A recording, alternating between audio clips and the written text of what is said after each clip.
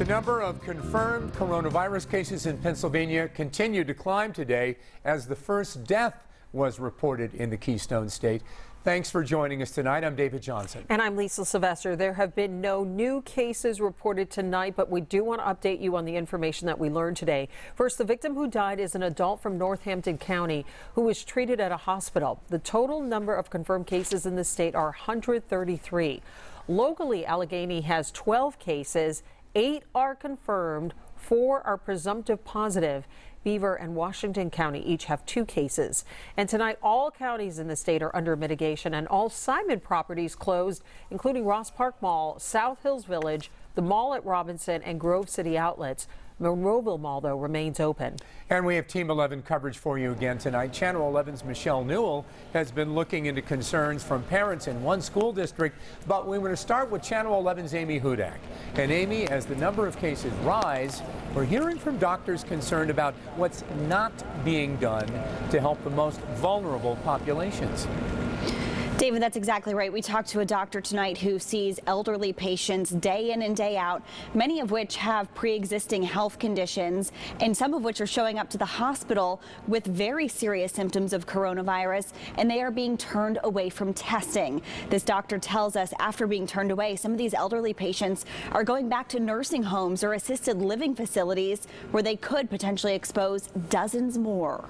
This virus is a lethal virus for patients in nursing homes and assisted living facilities. And Dr. David Thimmons says those most at risk, the elderly, aren't being protected. If we blink, we are going to regret blinking, and we need to act now. Thimmons is a geriatric and palliative care doctor in Aliquippa. His practice sees 1,500 elderly patients in nursing homes and assisted living facilities.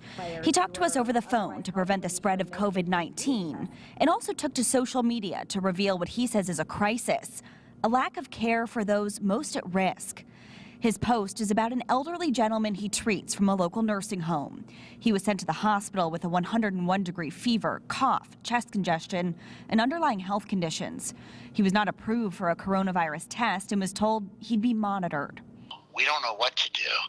Right now, we're leaving patients and sending patients back to nursing homes with suspected coronavirus, where they can infect 100 other people there, where mortality rates in nursing homes might be 10 to 20%, and we're looking at massive amounts of deaths and a huge, tragedy. Thimmons says he's seen similar patients turned away from testing because they don't meet the criteria or there simply aren't enough tests.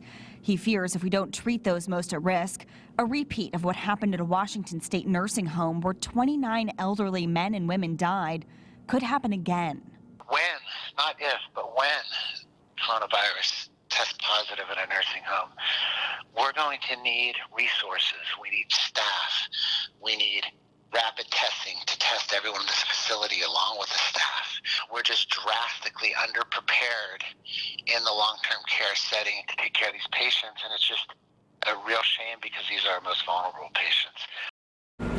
This doctor also tells us very simple things like masks and gowns for some of these healthcare workers aren't even available, and he can't even imagine what the demand's going to be like in a few weeks, never mind a couple of months from now.